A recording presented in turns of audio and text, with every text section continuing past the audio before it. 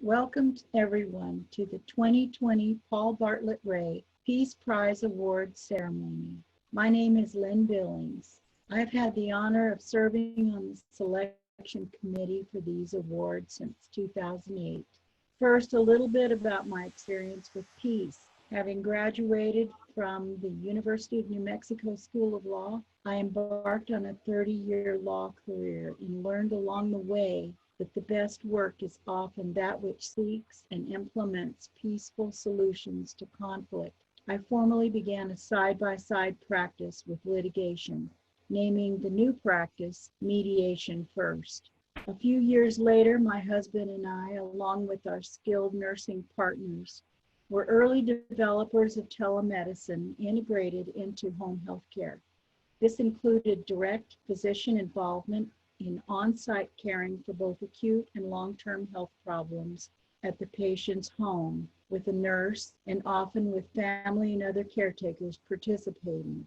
All of these experiences in law and medicine confirmed that collaboration works to solve problems. It is peacemaking, and peace is the path, the method, and the goal. Paul Ray is best known for his 1993 book, The Dance of the Pencil, Serene Art by Paul Ray. His widely shown traveling exhibit of touchable art for the blind and sighted, and most recently for the Paul Bartlett Ray Peace Prize, administered by the University of New Mexico Foundation. The Peace Prize has been endowed to encourage persons in all disciplines in the advancement of both internal and external peace. Paul is now making a second tactile exhibit inspired by nature, which is dedicated to environmental conservation. Paul Ray was born in Albuquerque, New Mexico, where he still resides. He earned a bachelor's degree in physics with honors from the California Institute of Technology in 1972. He has been acclaimed as a virtuoso of the pencil for his art of quiet greatness and noble simplicity. In 13 states, he has had 22 solo exhibits, including those at the UNM Johnson Gallery, Albuquerque Museum, Triangle Gallery, Wichita Museum, Sumter Gallery, JB Speed Museum, the Colorado Springs Museum, and the Carplez Museum in New York. A documentary film on his touchable art was produced by SCE-TV in 1990, and a companion book was created.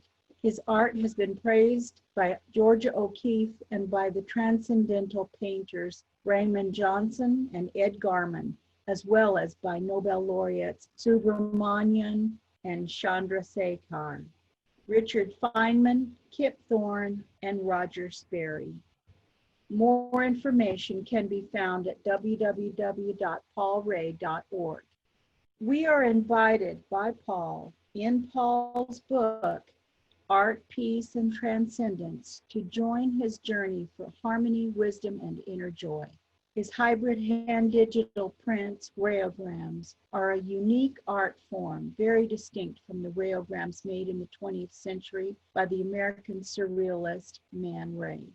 Paul's prints are computer manipulations of the drawings, paintings, and sculpture he has created over his 40-year career. The transformations may be mild or dramatic, each manually massaged into a harmonious whole. A large amount of handwork is involved, and the rayograms are very different from his long-ago originals. A physics graduate of Caltech, Paul also has a background in philosophy, yoga, and meditation. This experience informs his often witty commentary that accompanies each of the 58 full-page plates, placing each piece in its historical context. One of his goals is to promote peace and harmony by means of science guided by wisdom. Throughout this book, he stresses the necessity of preserving Earth's biosphere. Ray also emphasizes that because the physical universe emerged from the Big Bang, that common origin unites us all human beings and species on Earth and beyond, all matter and energy, everything that exists. Since 1974, Paul Ray's work has been derived from closed curves. These not only symbolize the interconnectedness of everything in existence, but are philosophically related to string theory of modern physics, which holds promise in being a theory of everything. Through his universal creations, Ray takes us on a journey of discovery of our oneness with the whole of the universe and the source from which it emerged. I give you Paul Ray. Lynn, thank you. So let me tell you about our Paul Ray Peace Prize. It is a natural extension of my nearly 5 decades of efforts in promoting harmony and unity in the world. And during those years, I have worked to demonstrate how serene and elevating art can act as a model for living and can inspire us to find our inner depth and express it outwardly through good works.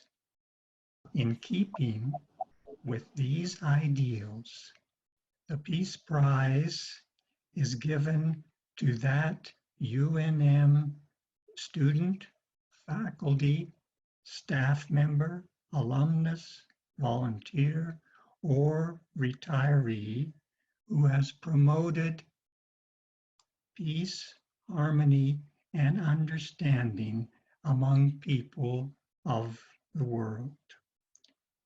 Now, these works should be both within him or herself and expressed outwardly through tangible works. The works may be on a local, regional, national, or global level. Emphasis is on promoting both internal and external peace and fostering discussion of what really constitutes peace.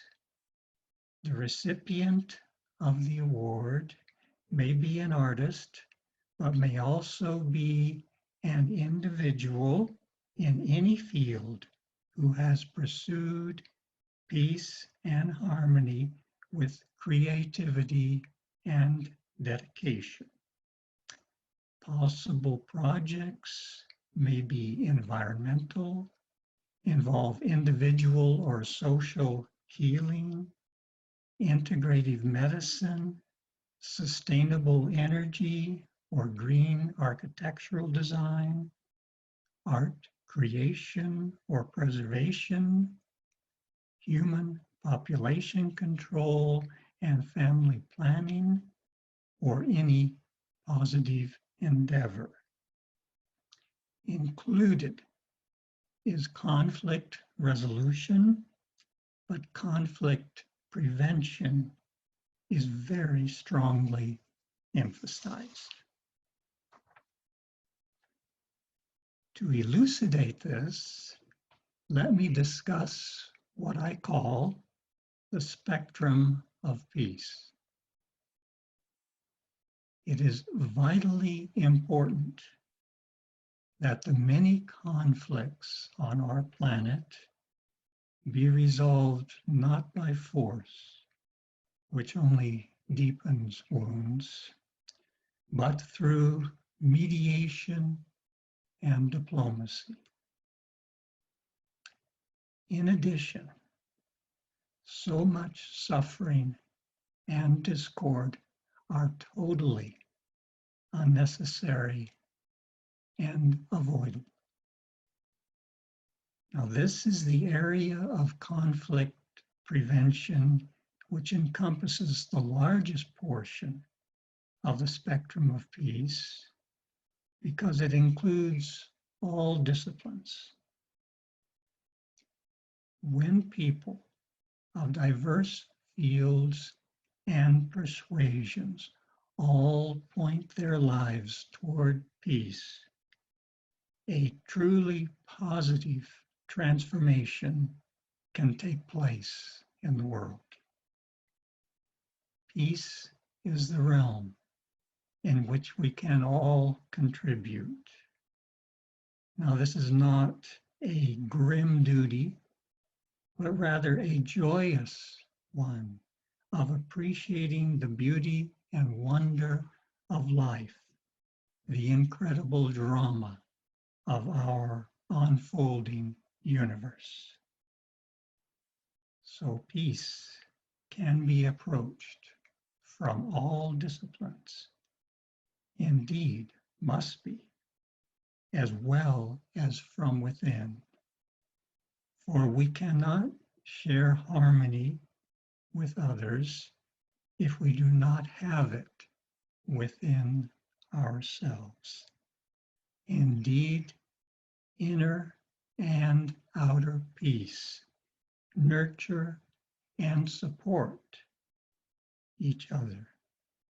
This synergy and the embracing of all disciplines I call the spectrum of peace. It is an essential component of our Peace Prize.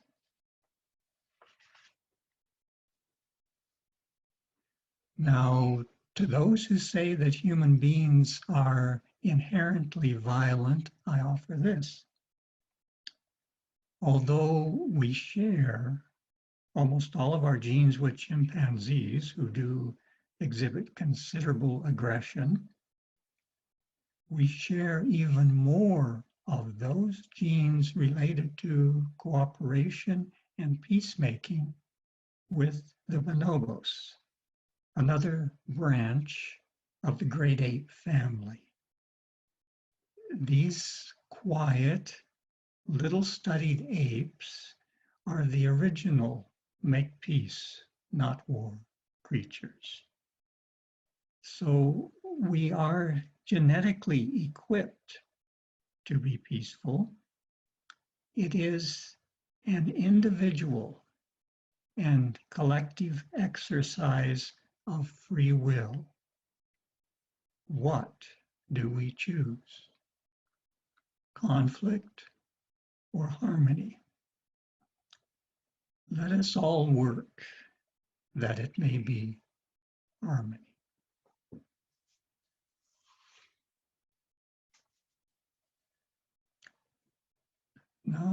Now I've been saying that serene and elevating art can act as a model for living, that it can be a kind of visual mantra.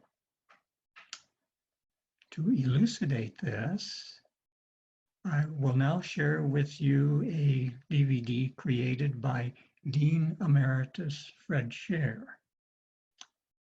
In the late 60s and early 70s, I worked in Fred's plasma physics and pollution studies laboratory at Caltech.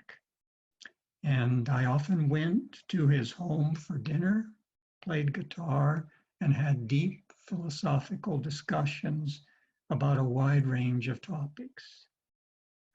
Fred became like a second father to me. And so that explains the last frame in this video. I should say that this DVD was created as a surprise for me from images on my website. So the resolution is not really high, but the feeling is very good. So let us now view this video. Thank you.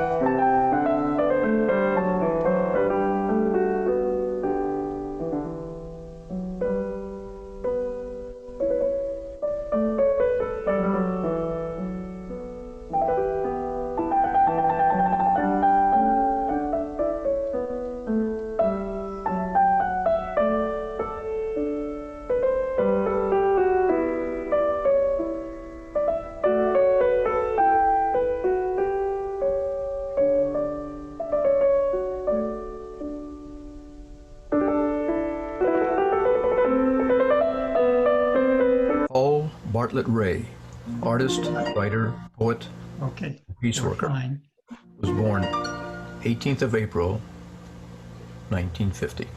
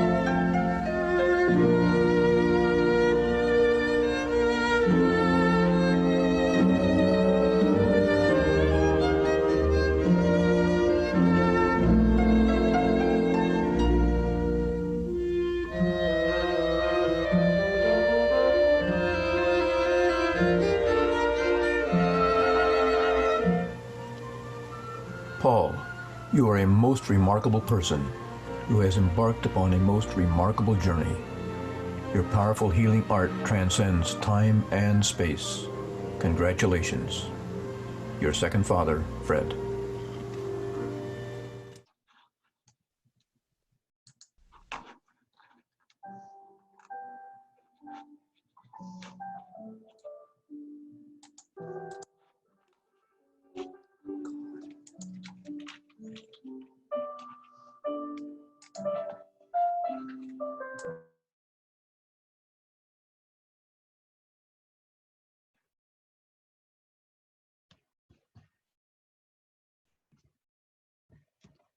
Okay. Hello, can you hear me now? Okay, thank you. Okay, thank you, Sarah. Okay, now from that video, although the resolution was low, I believe you can see that all of my works are like visual mantras. They're focusing, elevating, and encouraging. Included were a few examples of graphite pencil drawings, which exhibit long, soothing, tonal graduations. And they're not just black and white, but as in life, you find these broad gray areas, and it's in those areas that you find the resolutions between light and dark, between conflict. So many feel that my drawings are a visualization of Gregorian chant. And I hope that you can spend some quiet time with them and just let them slowly permeate your consciousness. Now, on my website, paulre, PAULRE.org, and there are 8 pages there, you'll find about 20 of my artworks.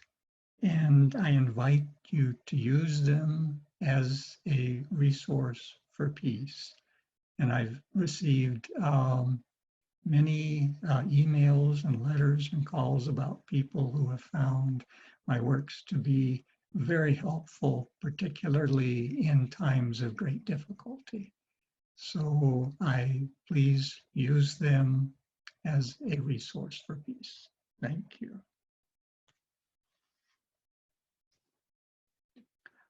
Since about 1973, the basic shapes within my artworks have been derived from closed curves. Now, this derivation is significant.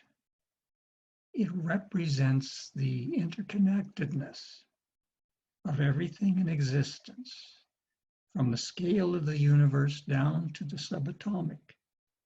And it is philosophically related to string theory of modern physics, which holds promise in being a theory of everything, quotes. In sociology, my closed curves constitute a prayer and visual model for the peaceful, constructive interaction of human beings. In ecology, these closed curves symbolize the dynamic interdependence of all species and encourage humankind to conserve and use thoughtfully the physical and spiritual bounty of nature. When reverence for our natural, cultural, and scientific heritage guides our practical actions, then our diverse world civilization can evolve to that higher fulfillment, which I believe life intends for us. And I believe that today the 10 awardees we are honoring provide a diverse and innovative view and approach to helping redirect our very challenged world to a more just and sustainable future.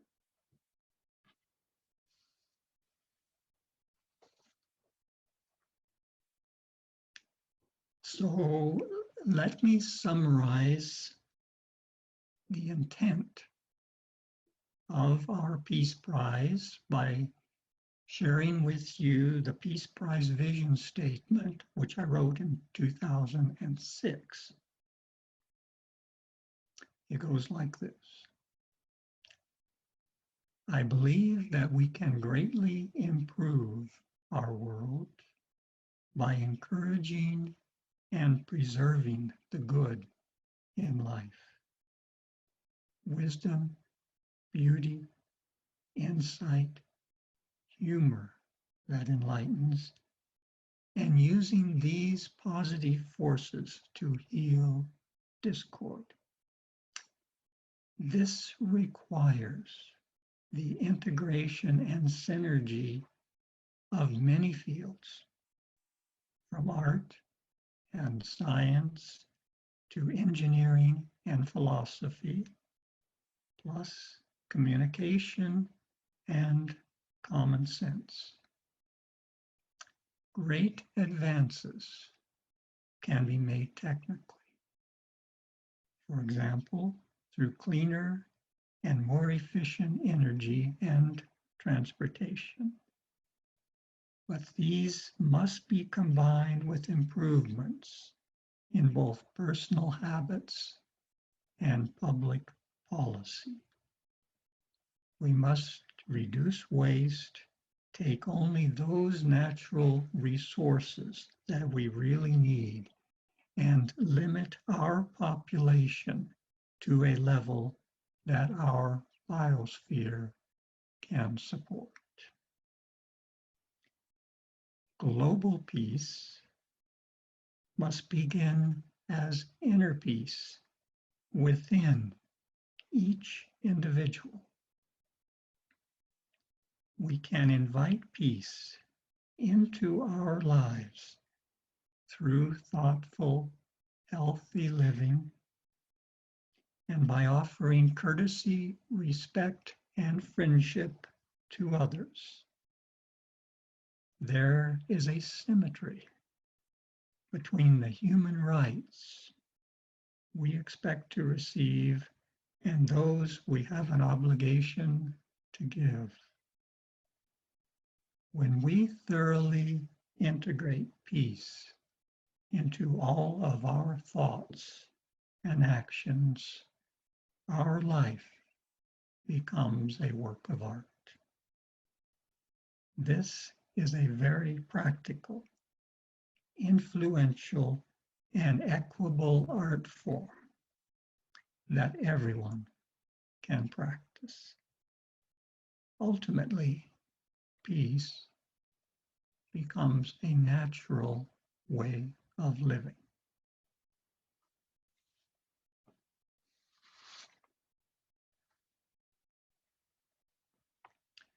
So finally, let me share with you a poem which I wrote in 2004, which also summarizes quite well, I think, the whole intent of our Peace Prize. Bridging to peace. My life has been a journey of bridging art and science, east and west, the worlds of the blind and sighted, humankind with nature, and most basically, a bridging to the serenity deep within me. Continuing this journey, may my art help others to nurture their tranquil center, and may they then build bridges spreading outward from their inner harmony to a global peace.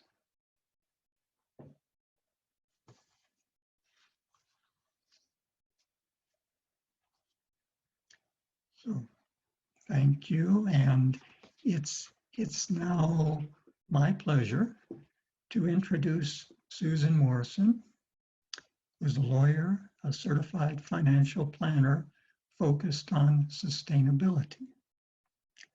And beginning in about 2000, we worked closely to develop the legal and financial framework for the Paul Ray Peace Prize. At that time, Susan was director of plan giving at the UNM Foundation. And Susan deserves much appreciation for her very important efforts in bringing the Peace Prize into being and in keeping it going all these years. She has been part of the selection committee from the very beginning, and the last two rounds has been the chair of the committee. So please give a warm welcome to Susan Morrison. Thank you. Thank you for that warm introduction, Paul. And thanks for all the clapping. That was great, everybody. I appreciate all that. You know, I really am honored to be part of this committee. It's a great group of people, and we're guided by such a purity of purpose that we just don't have a chance to see in life very often. So it really is humbling, and I'm just delighted to be here. You know, every 2 years, we solicit nominations from UNM affiliated folks, as Paul said. We only give the prizes out every 2 years, and each 2-year cycle since the beginning, the number and quality of our nominees has grown dramatically, and this round was no exception. To give you a little bit of background, in 2014, just 6 years ago, we had 3 nominees. 3 people were nominated. In 2016, that number grew to 8 nominees. And in the last round in 2018, we had 11 nominees. So the number has steadily gone up. This year, we had 18 high quality nominees. In fact, we had so many excellent people in this round. It was incredibly, incredibly challenging to select the winners from the pool. And as you know, Paul Ray established this Peace Prize to recognize and promote the work of those who bring greater peace and understanding to their world and to local communities, and certainly within ourselves. And truly every person for whom we received a nomination has done or is doing and will continue to do exceptional work to promote peace through a wide variety of media. So Paul and the committee felt strongly that we had to find a way to acknowledge more than one awardee. Still, even with multiple categories of winners, we needed to narrow the field of those whose work really stood out among this field of super achievers.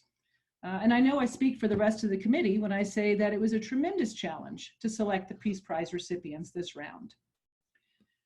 So we are now giving awards in the following categories. The Emerging Promoter of Peace is for those who are early in their careers or who are in a new career and with substantial promise of additional work toward peace. We're giving awards in the Career Achievement Award area for those in mid-career with the expectation, again, of continued good work. We're giving Lifetime Achievement Awards for those at or near the end of their careers who have demonstrated a comprehensive body of work to promote peace. And then one single awardee receives the Paul Bartlett Ray Peace Prize. And the winner of the Peace Prize has exhibited significant accomplishment toward promoting peace through a comprehensive body of work and is highly likely to continue that work through her or his lifetime. This year, we also added another category just called finalist. It's not really an award, but it is an acknowledgement that these folks are on the right track, and we want to let them know that we applaud their efforts and encourage them to consider reapplying for the Peace Prize in the future.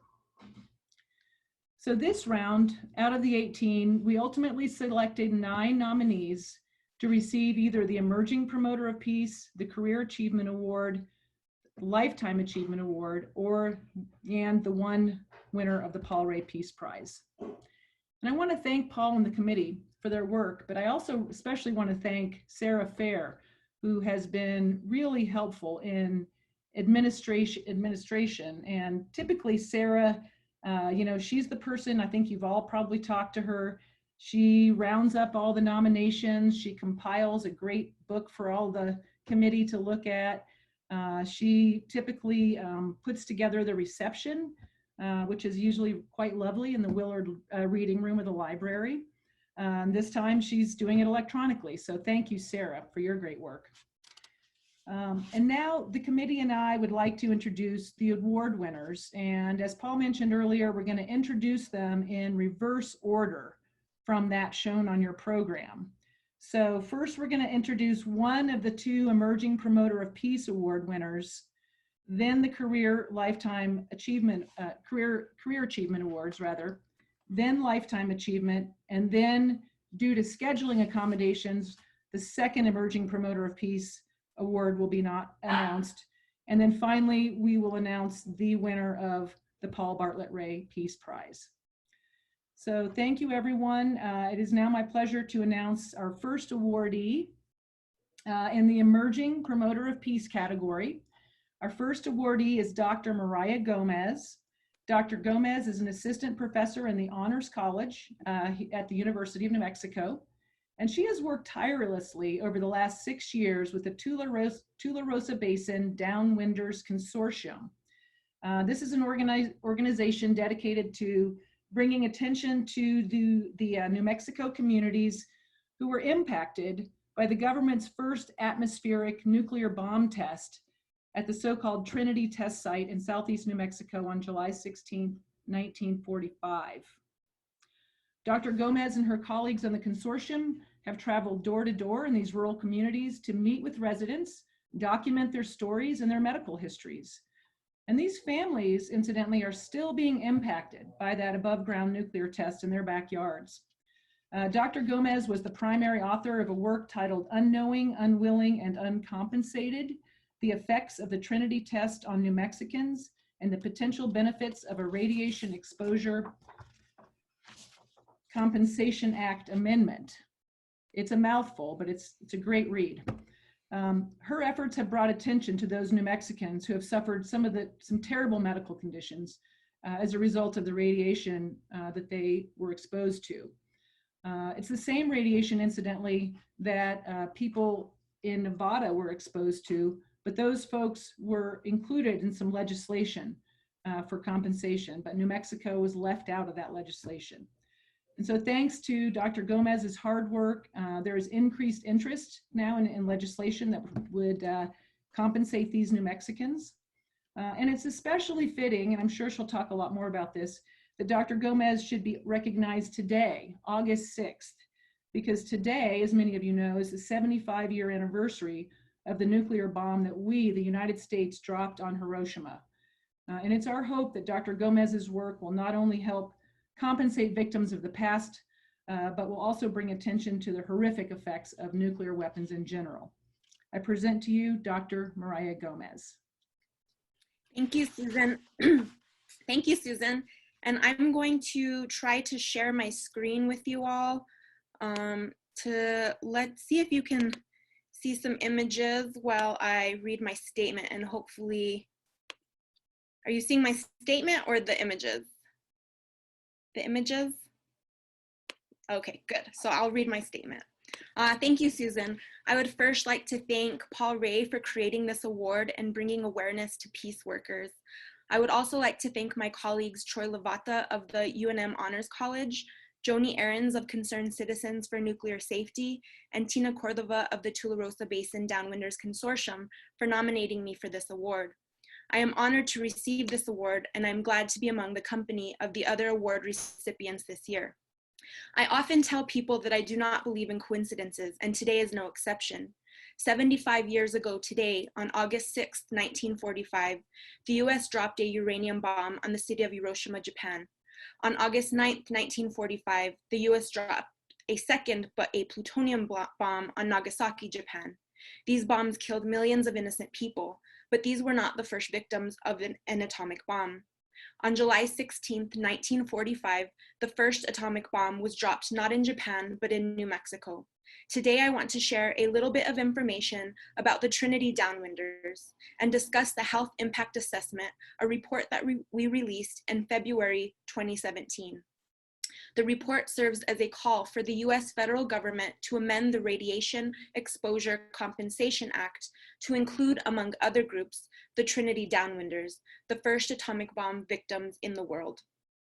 In 2005, Tina Cordova and Fred Tyler, with the help of the local community of volunteers, organized the Tula Rosa Basin Downwinders Consortium, or TBDC.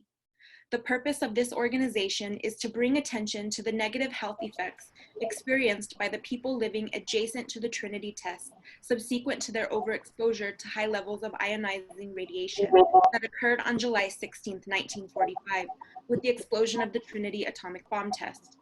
For decades, the community has been dealing with higher than normal incidences of cancer and death. The organizers hosted numerous town hall style meetings in Tularosa, Socorro, Carrizoso, Albuquerque, and other locations to discuss what the community wanted and needed. In response to the feedback gathered during the town hall meetings, Tina Cordova created a health survey which TBDC began to distribute. To date, over 1,200 completed health surveys have been gathered from residents or former residents of Lincoln, Otero, Sierra, and Socorro counties, and or their children. Meanwhile, people in other states, including parts of Nevada, Nevada, Utah, and Arizona, who were classified as downwinders, were being compensated and given healthcare benefits through the Federal Radiation Exposure Compensation Act, or RECA, without having to prove that exposure to radiation from nuclear tests caused their illness. It became apparent that the Trinity downwinders and New Mexicans in general, for some unknown reason, were not provided the same benefits because they were not included in RECA. The Health Impact Assessment findings suggest that amending the Radiation Exposure Compensation Act to include the Trinity downwinders will potentially improve the physical, mental, and generational health of residents in Lincoln, Otero, Sierra, and Socorro counties in New Mexico. The Tularosa Basin Downwinders Consortium supports the provisions in RECA for including New Mexico as a downwind state and an affected area, medical benefits in the same manner and to the same extent as an individual eligible to receive medical benefits under Section 3629 of the Energy Employees Occupational Illness Compensation Program Act, and $150,000 in lump sum apology payment. However, the proposed amendments are not sufficient. Recommendations to amend the Radiation Exposure Compensation Act should include apologizing to New Mexico residents. To date, the federal government has not apologized to the New Mexico downwinders. Removing the 30-day limited eligibility period and creating an open-ended eligibility period for the Trinity downwinders.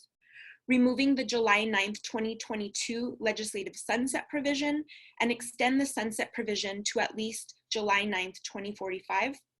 Striking the termination of the RECA Trust Fund in 22 years and extending it until 2045. And providing recurrent annual funding for the RECA Trust Fund. What I've just read are the recommendations that the report came up with essentially for the Radiation Exposure Compensation Act, which to date has not been amended. There's actually current legislation that is on the table that's being proposed to amend the act. Last year, I stepped off the steering committee of the TBDC when I became pregnant with my daughter, who turns 3 months old next week, although I continue my position on the advisory board for Concerned Citizens for Nuclear Safety. Today, the TBDC continues their quest for justice, and I will be donating the monetary award from this prize back to the TBDC to continue their work. On this important and significant day of remembrance, August 6th, I want to remind everyone to continue calling for nuclear disarmament. Together, we will bridge peace. And I just want to show you these 4 images that were taken from when Tina Cordova was able to testify before the Senate Judiciary Committee 2 summers ago. This first image is the group of us that accompanied Tina to the hearing. This is the core group of members that traveled from New Mexico to Washington, D.C. Here we are meeting with Representative Ben Ray Lujan in his office in Washington, D.C. And here we are meeting with then Representative Michelle Lujan Grisham at her office in Washington, D.C. And I know I realize that I moved through these photos very quickly, but you can actually access these photos at the website of the Trinity Downwinders or the Tularosa Basin Downwinders by visiting trinitydownwinders.com. So again, thank you, Paul. Thank you to the committee for selecting me for this prestigious award. And I just want to congratulate the other recipients. So thank you.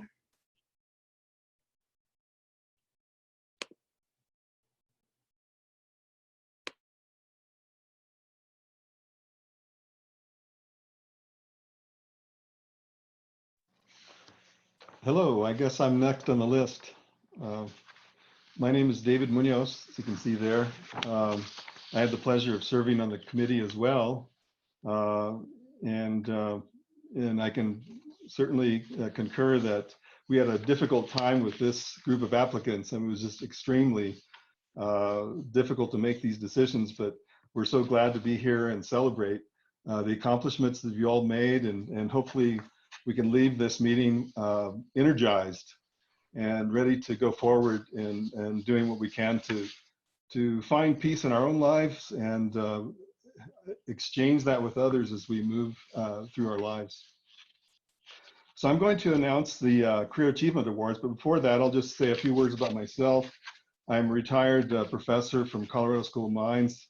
I was there for 27 years, still emeritus there. I was a graduate of UNM in 1980 with a Bachelor of Science in Mechanical Engineering. And now I spend my time serving as a treasurer for one of the oldest acequias in Taos Valley, and also with a group called Renewable Taos, which I think you can see on my subset there. Most of my Zoom meetings are associated with that group. And so that's why that heading is there. But I'd like to introduce three Career Achievement awardees. The first one is Mark Stone. I happen to know him personally, having actually nominated him for the Paul Ray Peace Award. And so I'm going to read a short statement on Mark, and he's going to say a few words as well. Dr. Stone, an associate professor of civil engineering at UNM, has engaged in multiple service and mentoring opportunities related to social and environmental justice that are clearly on the path to peace. Now at mid-career, he has worked with scores of both undergraduate and graduate students in these endeavors.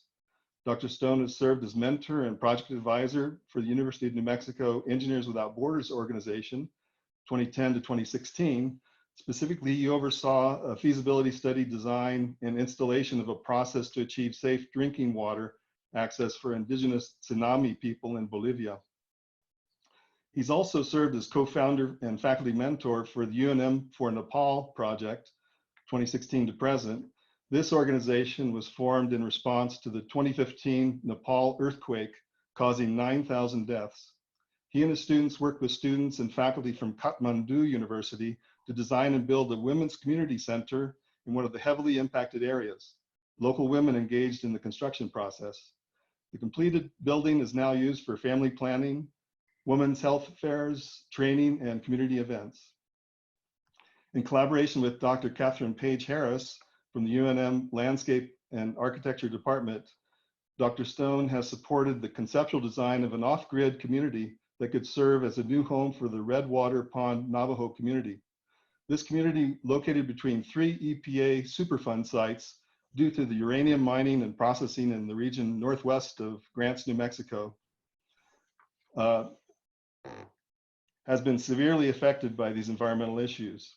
They have recently decided to relocate the entire community to a safer location.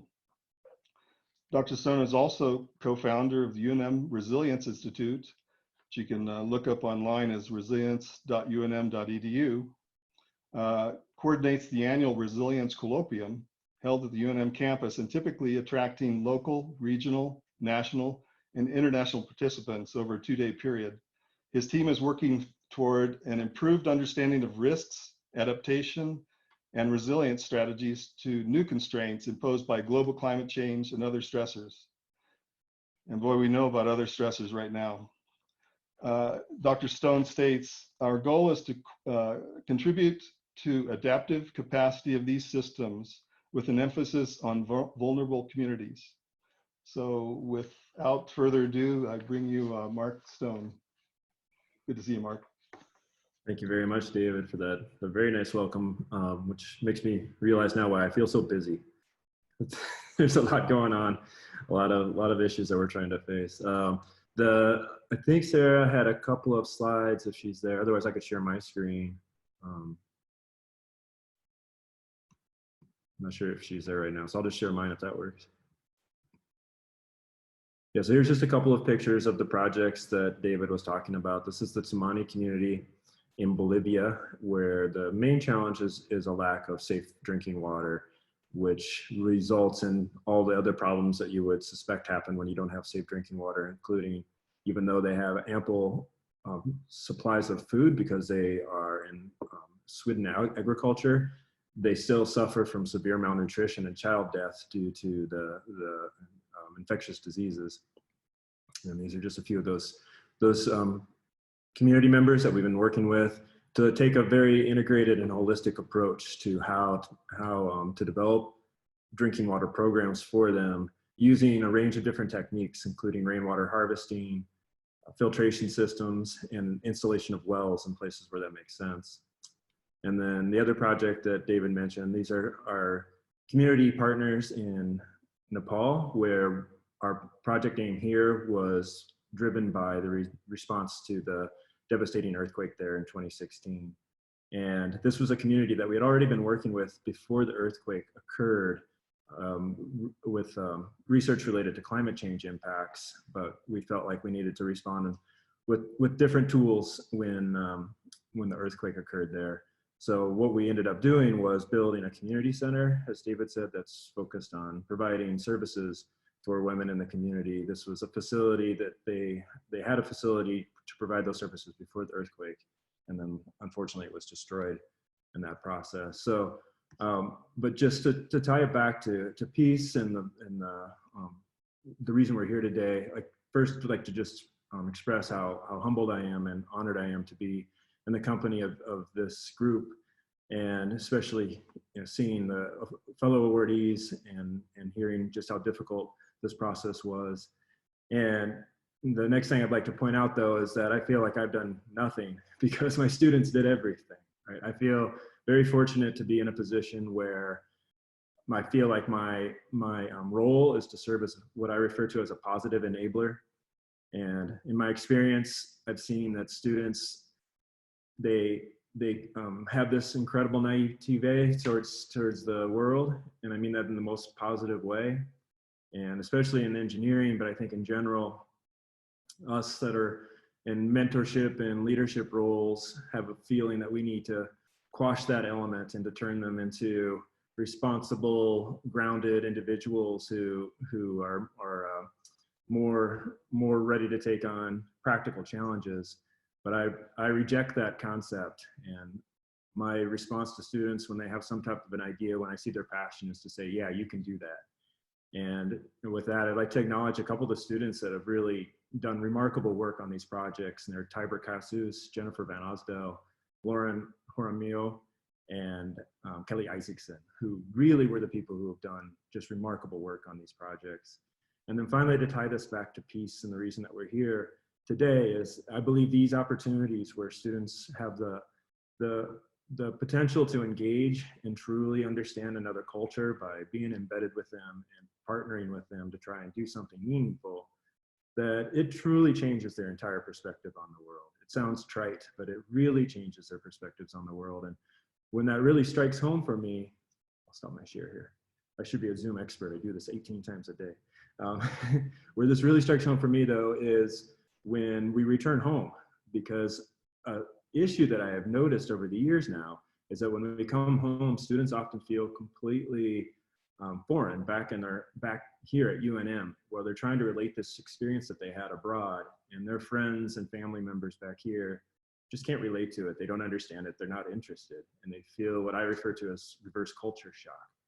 And as a result of that, we've actually worked in elements of our program to help them come back into the UNM community, because they are such changed individuals that they need to be coached on how to come back to where we are here.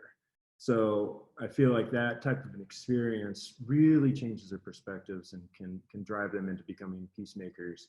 And I think especially in engineering, it's critical that we are able to embed that type of perspective. So again, I'd just like to thank everyone for this honor, and David for the nomination, and also congratulate the fellow awardees. This is really a remarkable group of people that I'm honored to be associated with. Now you're on mute, David, and I was afraid you were going to tell me that I was on mute that whole time. Sorry, I unmuted and somebody else did at the same time. Thanks for those words, Mark. I can certainly relate, having worked with students in the field, and I kind of long for those days again. Thank you for your words. Thank you. Okay, our next Career Award Achievement Awardee is Beth Poquette Drews. Beth is a 2001 graduate of UNM, earning a Bachelor of Arts in Music. She believes that all children have the right to a culturally responsible education in public schools. She equates this to United Nations description of the human right to have access to education and the enjoyment of cultural freedom. She is currently employed as a modern band, guitar, and mariachi teacher at LV Stockard Middle School in Dallas, Texas, a Title I school with a 99% populace of people of color.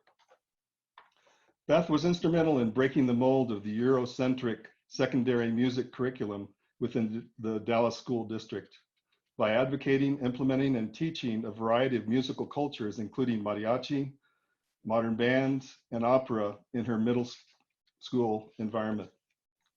The mariachi program, called Mariachi Pantero del Oro, presents only the second such band of middle school level within the Dallas area. She states that her award application letter, in the face of anti-Mexican sentiment that has become part of the American media, she has taught her students to play mariachi music peacefully and with dignity. She has also advocated on behalf of her students to secure mariachi trajes de charro, arguing that the school district can purchase the marching band uniforms and orchestra dresses, then mariachi should be also provided uniforms as a matter of equity. In fact, equity over equality has been a reoccurring influence that Beth has shared with at least one of her friends, who mentioned this attribute specifically in her letter of support for Beth and this award. Her modern band class is a place where students can express their musical interests in more contemporary ways. For example, she's incorporated songwriting and the social consciousness of rap composition, allowing the students to express themselves in authentic, safe, and telling ways that has the potential to educate the public as well. Beth uses opera as a vehicle to teach social and emotional development. In addition to cultural acceptance, Beth has recognized the opera commonly includes characters that make poor decisions in life. She uses these musical stories and in-class restorative circles as opportunities for her students to discuss, problem solve, learn new ways to apply solutions that can help them prevent conflict in their own lives. She has found creative ways to combine opera, modern band, and mariachi and opera that have led to some interesting experiences for her students. Her efforts have drawn critical national attention, as this summer she is working as a summer camp counselor for the online virtual camp organized by the Metropolitan Opera Program in New York City. As an example of one of her students' works, we have the following rap titled Leaving. Today I'm talking about deportation, something that causes separation. I can't express my frustration to an act that has hurt the nation. Walking in the hall, I see my tears fall, but I will stand tall, and my voice will be heard by all. Who will fight? Who will stand tall? Who will speak for us? Who will be our savior? I will make this act stop. I will reunite families. I will make the nation stop what is happening to my block. By Ashley G., 8th grade. Beth Poquette Drews.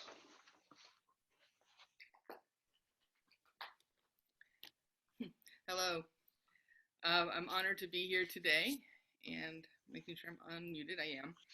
So in preparation for today, I read Mr. Ray's essays on peace, and I was inspired by the idea that peace begins with inner peace. When a person has inner peace, they are confident with who they are, their culture, their identity. And then they are not threatened by cultures and ideas that are different than their own. As a public school teacher, I'm entrusted with 160 children every year to foster the development in critical thinking, a sense of humanity, and a respect of others' points of views and ideas. But as a music teacher, I am also responsible for teaching children to find beauty in the world around them and to find beauty within themselves, to improve children's quality of life, not just for someday in the future, but the quality of their life right now. It is because of this great responsibility that I advocate for the inclusion of culturally relevant music education in public schools as a parallel stream of instruction to traditional music education formats. I also advocate for the implementation of these programs to be done with equity and with dignity. It is my hope that music education will continue to evolve so that all students will have an opportunity to study music that reflects their cultures. The best part of what I do is empowering students to raise their own voice, as you heard David read Ashley's voice today. Their experiences and stories are not mine to interpret, but are theirs to tell. This is why it is important to give students the opportunity to write songs in raps and modern band, to wear a mariachi traje with dignity, to reimagine opera in ways not yet thought of. I hope that someday my students will raise their voices as advocates of education, of agents of peace, and of promoters of justice. I would like to thank Mr. Ray for developing this prize and for sharing his artwork with the world. I'd like to thank the University of New Mexico Foundation for recognizing my work here today in this beautiful ceremony. The University of New Mexico for providing an excellent course of study in music. To Tom and Dorothy Poquette for being my mom and dad. And to my husband, Chris, an exceptional teacher in his own right, for being my loving partner and always standing by my side. And finally, to all the students I've taught, thank you for making music with me, but also for making a difference. Thank you for being my students. In conclusion, I challenge each of you here today to write poetry more profoundly, to make music more passionately, to create prolifically, and to love unconditionally. Thank you.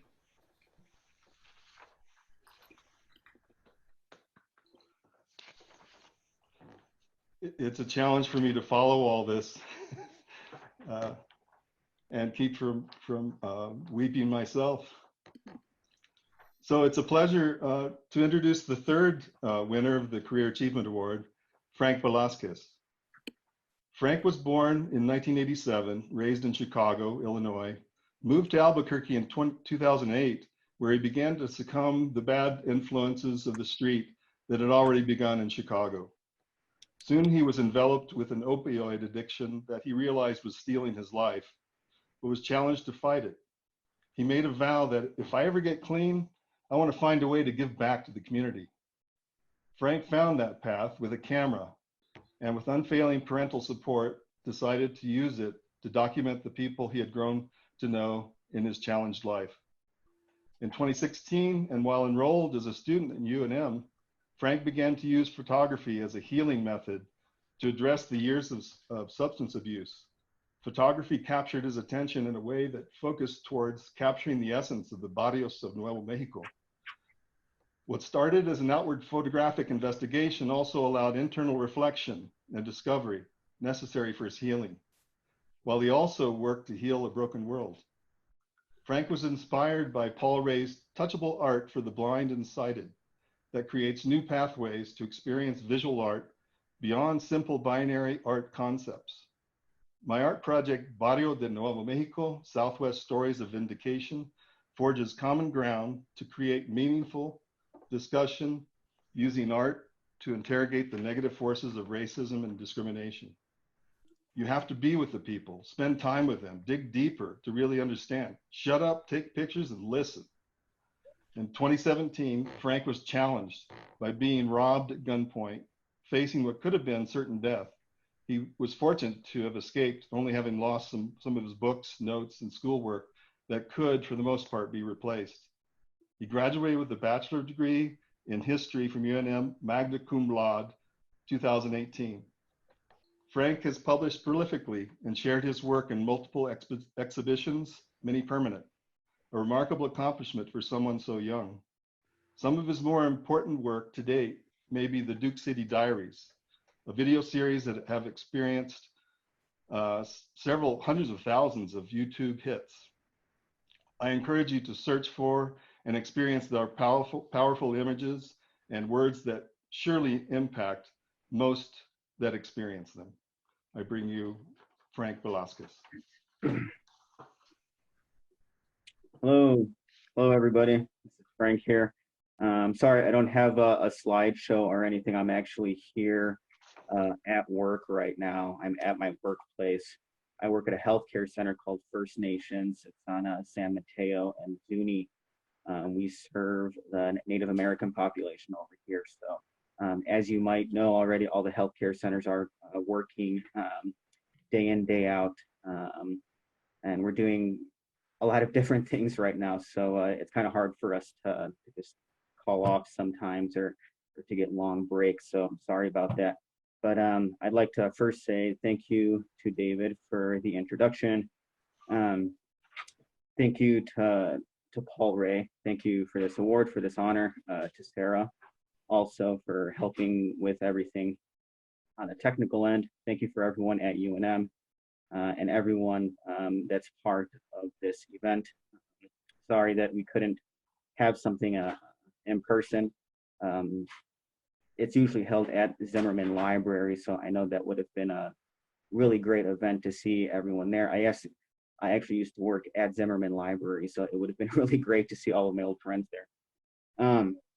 But when I see Paul Ray's artwork, I'm reminded about how everything in the world, how everything physical that we see, how everything's connected. I feel when I see Paul Ray's artwork, there's always this center point or this nucleus, this fulcrum where everything kind of goes out and it comes back and everything is one. I feel that's the way that most artwork is. A really great artwork tends to show the similarities and connections of how everything is all connected to one thing, especially with photography, with human photography, with portraits.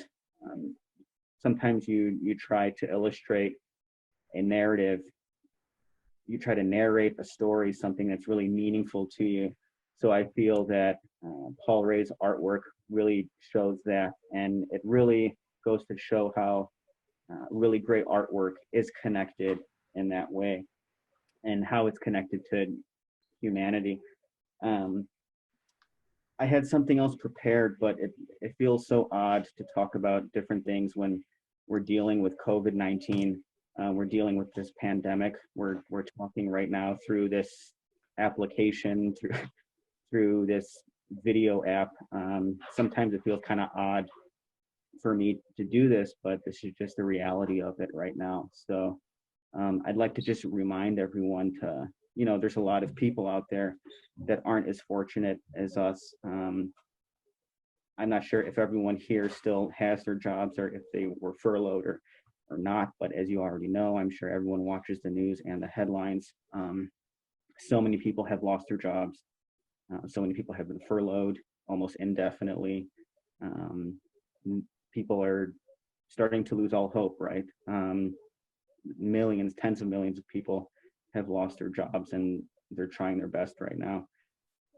I remember back in March 17th, March 18th, when the pandemic first started, just like everyone else, right? It was a scary thing that we didn't know what was going to happen, what was going to go on. I've never lived through a pandemic. I've only seen that stuff in movies. So of course, that's the first thing that comes to mind is what's going to happen, all this panic and what's going to go on. But it's 5 months in now. It's almost about 6 months in since it was first said that COVID-19 came to the U.S. and it went down for a little bit, right? And now it's starting to spike back up. So it's really, really serious. So I just want to remind everyone, I know everyone hears this all the time in the news, but please, if you can get tested, wear your mask whenever you can. If you don't have to go out, please don't go out. We just really want to get through this as fast as we can, and especially for Albuquerque, for a city that actually was one of the lowest cities for business, for economy before the pandemic. This is definitely going to leave some major implications and consequences after the pandemic. So especially a city like ours, we really have to make sure that we take care of those basic things to make sure that we're all healthy. So sorry for me segueing into that, but I just feel it would be so odd not for me not to talk about the major elephant in the room right now in the world, right? So, but back to the award, thank you to everyone that has helped me along in my journey. Last year when I started working for The Guardian, I thought I was gonna be doing a lot of photo assignments that are geared towards class and poverty. All that has changed right now with COVID-19. So I'm starting to focus more on stories of the pandemic. So I just want to thank everyone that has helped me with that so far this year. When we look at the bright side of things, because there's so much that we can see right now that could make us be very pessimistic. There's so much negative that's going on right now that we can easily fall into this depression. But when we think of artwork like Paul Ray's artwork or things that bring everyone together, the bright side of things is that, this is a time, this is almost like a purge of us to emerge as something new, to start something new, for us to be louder with our voices. Everything that we've seen so far with the BLM movement, with protests with Black Lives Matter, just within the past couple months, I think is a culmination of all these feelings and emotions that have been bottled in for so long, that it's really great to see everyone, or most people, stand hand in hand right now and working towards something positive. And I feel that's the main feeling that I get from a lot of people that work at UNM, students at UNM, great professors at UNM, people that have been working day in, day out over there to make sure that school's working still, even through this pandemic. This award comes from an artist. Paul Ray is an artist. So I just want you to remember all of those artists right now that have been affected by the pandemic. I'm not sure if most people know this, but New Mexico is known for Spanish Market and for the Native Market that takes place in Santa Fe every single year. There's people that fly across from Europe and different parts of the globe just for Spanish Market and just for the Native American market to happen in Santa Fe. That's not happening this year. So all of those artists that would count on those sales for income, for them to help their families, for them to pay rent, that's not going to happen. So if it is feasible for some of you, or if you know anyone, family or friends that are involved in Spanish Market or in the Native American market and the art community here in New Mexico, whether it's Albuquerque, Santa Fe, Taos, anywhere in our state, I'd like to please remind you that you can buy directly from the artist. If you have a family member or a friend that's involved, that's an artist, or you know someone that doesn't have their gallery representation anymore, because that's happening. A lot of artists that we're showing in galleries, they're not showing right now. There's no galleries that are open. This is a state that usually counts on a lot of gallery presentation. Things that you see in Santa Fe, off of Guadalupe Street, Canyon Road, that's done. And we haven't heard anytime soon of anything opening back to normal where people can just go in and continue sales again to help these artists that work full-time as artists. I'm not even a full-time artist like some of these dedicated artists that show all the time at Spanish Market, that are full-time artists that dedicate their whole lives 24/7 to the paintbrush, to sculpture, to all different types of mediums, whether it's music or anything else. I'd like to please just remind you to help your local artists here in New Mexico, because they really need your help right now. So sorry if I kind of branched off onto those subjects, but I can't ignore that right now, and I just want to make sure that everyone knows the implications and the consequences of what's going on right now, and just to remind you to please help out your fellow artists, because I feel that our state of New Mexico is made primarily by artists. When people think of New Mexico, they think of great artists, right? So if we can just kind of perpetuate that and just make it stronger, that would be a very great thing. So I know that we're kind of short on time here, so I don't want to take up too much of the time. So once again, thank you to Paul Ray. Thank you for this award. Thank you to Sarah. Thank you to David. Thank you for everyone that has helped out at UNM.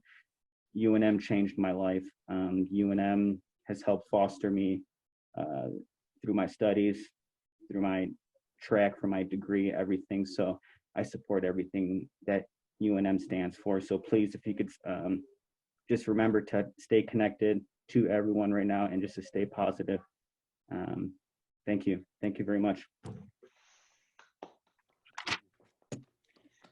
Well, thank you so much, Frank. Yes, your work is inspirational, and I wish people could see some samples of it. And thank you too for reminding us that this opportunity with COVID it's even more important than ever to find ways to be peaceful and to help each other through this difficult time. So this is a real opportunity for all of us to sort of walk the talk that we've all been talking. So thank you, Frank. You know, I'm going to go ahead now and introduce our next awardee. This is the other Emerging Promoter of Peace Award. And the awardee today is the Wild Friends Program, which is a program of the UNM Law School headed by Director Susan George. Sue George is a senior attorney at the Institute of Public Law, UNM School of Law, where she practices public interest and wildlife law. She has worked in private practice as well as in nonprofit organizations, including the Western Environmental Law Center and Defenders of Wildlife. She's the author of numerous publications on wildlife and biodiversity issues. She is an adjunct professor at the UNM School of Law, where she has taught wildlife law and is on the board of the animal law section of the New Mexico State Bar. And with that background, Sue is the perfect person to lead the Wild Friends Program, which is a civics program for youth focused on wildlife conservation. And although the Wild Friends Program has been around for more than 30 years, the program is meant to work with students from 4th grade through 12th grade. So it is a fitting recipient for the Emerging Promoter of Peace Award. And students in the program learn about nature and civics through projects the students themselves identify and vote on. They research a topic, draft a bill or a memorial to present at the New Mexico legislative session, and they lobby their legislators.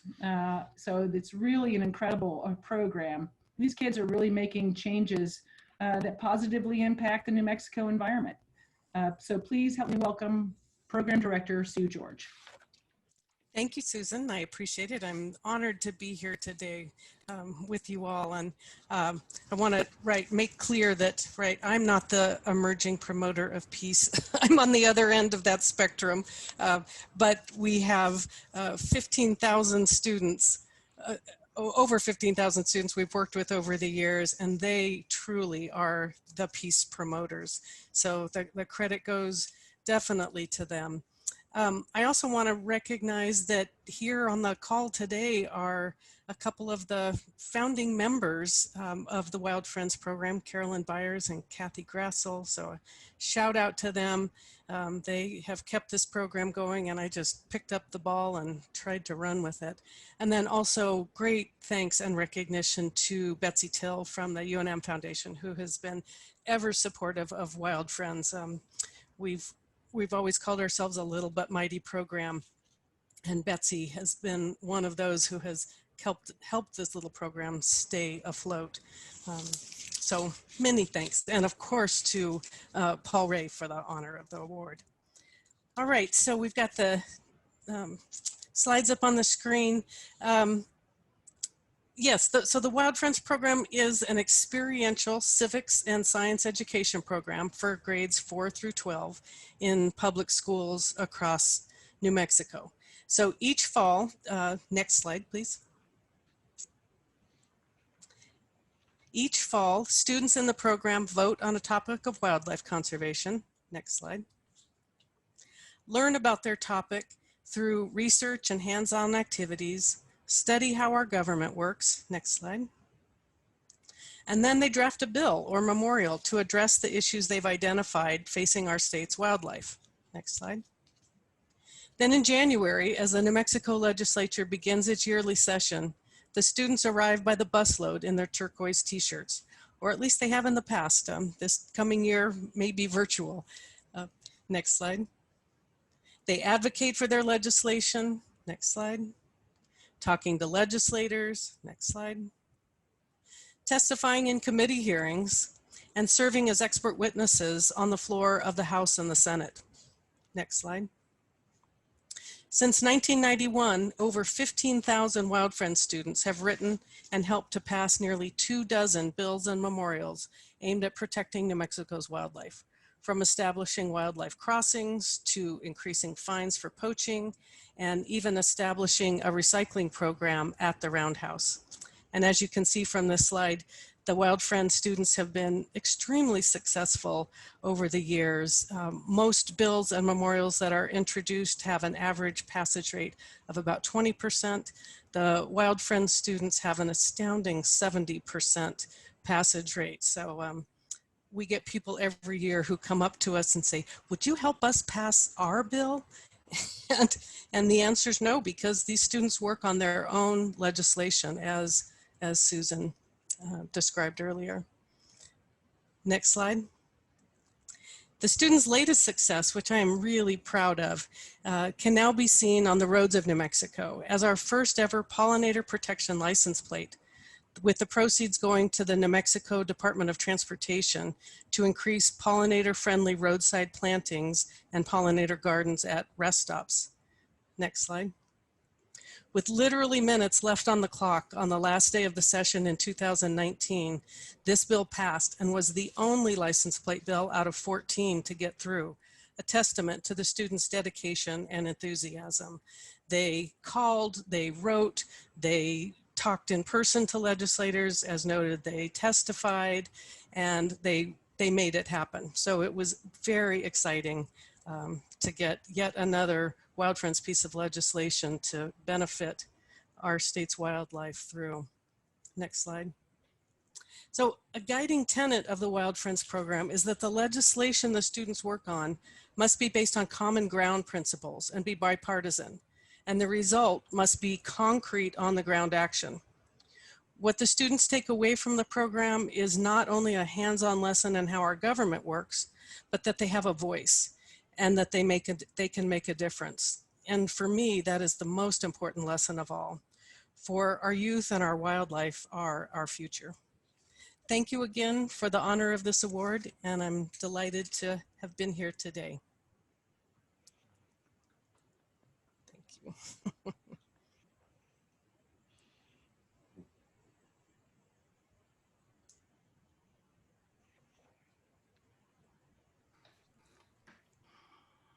Hello, everybody. I'm Professor Leslie Donovan. I am a member of the Paul Ray Awards Committee, obviously, and I'm also a professor in the Honors College at UNM, where I have taught courses in interdisciplinary humanities and communications for the last 25 years. It's my pleasure today to present our 4 Lifetime Achievement Awards. These awards are given to individuals in recognition of substantial achievements throughout a lifetime to promote the cause of peace, harmony, and understanding of people.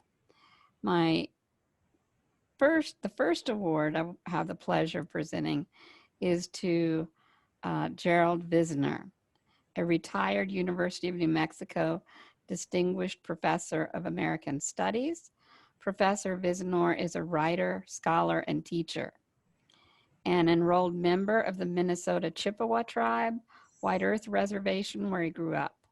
Professor Visner completed his undergraduate degree at New York University, followed by graduate work at Harvard and the University of Minnesota. Before joining UNM's faculty, Professor Visner taught for many years at the University of California, Berkeley, where he directed the Native American Studies Department. Professor Visner has also been a soldier, reporter, social services advocate, and activist. One of his nominators also called him a trickster who likes to stir things up. But most important for our purposes today, he is a prolific writer who has published more than 30 books in multiple genres, including poetry, haiku, short stories, novels, screenplays, and academic scholarship. Throughout his career, his works have explored the nature of justice in terms of how society has dealt with tribal and colonized peoples. They have earned him an extensive national and international recognition through many prestigious awards, including a Lifetime Achievement Award from the Society for the Study of Multi-Ethnic Literature of the United States for his academic nonfiction, the New York Fiction Collective Prize, and an American Book Award from the Before Columbus Foundation for one of his novels, and Best Film at the San Francisco Film Festival for American Indian Films for his screenplay. Professor Visner's lifelong analysis of crucial cultural issues alone is impressive enough to deserve this award. More than one of our committee members regrets we never had the opportunity to take a class with Professor Visner. Yet, it is for the breadth and scope of his work to illuminate better, more nuanced cultural awareness among diverse peoples that we wish to recognize Gerald Visner with his latest Lifetime Achievement Award here today. As his nomination letter stated so well, quote, "The role of peace and peaceful resolutions to understanding these cultural differences is woven throughout all his work, be it poems, haiku, fiction, or nonfiction writing," end quote. Unfortunately, Professor Visner is unable to be with us today, but we hope he is able to watch the video and know how much we appreciate all his efforts over the years. Thank you to Professor Visner. Our next Lifetime Achievement Award is Frank Martinez, an emeritus visiting research scholar for UNM's School of Architecture and Planning. In addition to having been part of UNM's faculty, Martinez earned his BA from UNM in history with a minor in political science before securing a fellowship to Harvard's Graduate School of Design. Following that, he earned a master's degree in public administration from UNM as well. As one of his family's 16 children, yes, I said 16, that's 1-6. Early in his life, Martinez became one of the strongest voices in support of Albuquerque's Martineztown, one of Albuquerque's oldest neighborhoods. Throughout his life, Martinez has unceasingly applied his personal and professional resources to support, expand, and protect his neighborhood's historic legacy. In the late 1960s and early 70s, Martineztown was considered a slum that afforded its residents few resources or opportunities, despite its rich cultural heritage arising in part from its location at the intersection of the Camino Real and Tijeras Canyon trails.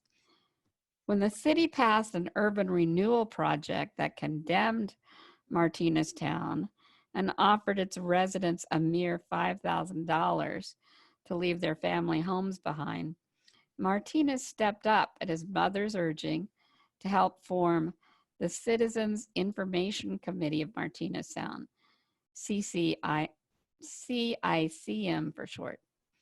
The group's protest of that renewal project, spearheaded by Martinez, brought attention to the neighborhood's plight and invigorated strong neighborhood involvement that has allowed Martineztown to grow economically over the years while preserving its historic character. For the last 50 years, Frank Martinez has actively served CICM through various officer and advocacy positions, and now as an official spokesperson for it. Not only a scholar, teacher, and neighborhood advocate, Martinez has also been a strong supporter of entrepreneurial innovation associated with UNM through several local projects such as Innovate Albuquerque and the Lobo Rainforest. Our Lifetime Achievement Award further acknowledges Martinez's exemplary leadership to encourage and revive the economic health and growth of people throughout our state and our city. As one of his nominators explains, Martinez's, quote, commitment to community, to equity, to diversity and inclusion is beautiful to watch and learn from. When I think of neighborhood advocacy, Frank is the role model, end quote. We appreciate and recognize Frank Martinez for all his work. Unfortunately, he too is unable to speak with us today. And so please look up his work online. Our third Lifetime Achievement Award recipient is Professor Robert Hitchcock, who is an adjunct professor in the departments of anthropology at both UNM and Michigan State University currently. He is also an alumnus of UNM, earning his MA as well as PhD in anthropology. Spanning more than 40 years, Professor Hitchcock's career as a cultural anthropologist focuses primarily on the concerns of peoples living in sub-Saharan Africa. More specifically, his life's work has been dedicated to investigating traditional, subsistence, and pastoral communities across Southern Africa as they negotiate the changing dynamics of the 20th and 21st centuries. Working tirelessly not only to analyze the lives and conditions of such indigenous populations, but also to promote and advocate for their welfare and human rights in global arenas, Professor Hitchcock has addressed such South African issues as ethnic discrimination, land disputes, refugee resettlements, and political marginalization. Although much of his fieldwork research has centered in Botswana and Namibia, the impact of Professor Hitchcock's expertise has influenced policies and helped settle disputes for a wide array of African peoples through his discussions with multiple government ministries and commissions. In addition to producing significant academic research, Professor Hitchcock maintains a very active teaching load and provides extensive student mentoring. His CV records an impressive number of publications and projects representing diverse topics, as well as more than 25 different courses taught over the course of his career for both undergraduates and graduate students. Beyond his work as a cultural anthropologist, Professor Hitchcock has been employed in several administrative as well as faculty positions. Further, he has served on multiple international and professional advisory boards and committees. He has also worked for several international NGOs to assist in social justice for South African peoples. Whether he is working with government officials and representatives to positively impact the state of indigenous peoples of South Africa, or he is working with those peoples himself as an agent of change, Professor Hitchcock's, quote, lifelong dedication to the peaceful betterment of small-scale traditional peoples has achieved exemplary success and global attention, as one of his nominators has stated. We are delighted to be able to recognize Professor Hitchcock with this Lifetime Achievement Award, and I now turn it over to him. Thank you, Leslie, and thank you to Paul Bartlett Ray and the University of New Mexico Foundation for this very prestigious award. I do have a PowerPoint to share, if I can. In the preface of Paul Bartlett Ray's beautifully written and illustrated book, Art, Peace, and Transcendence, there's a poem titled Bridging to Peace, which resonates with some of my own experiences in Africa. Next.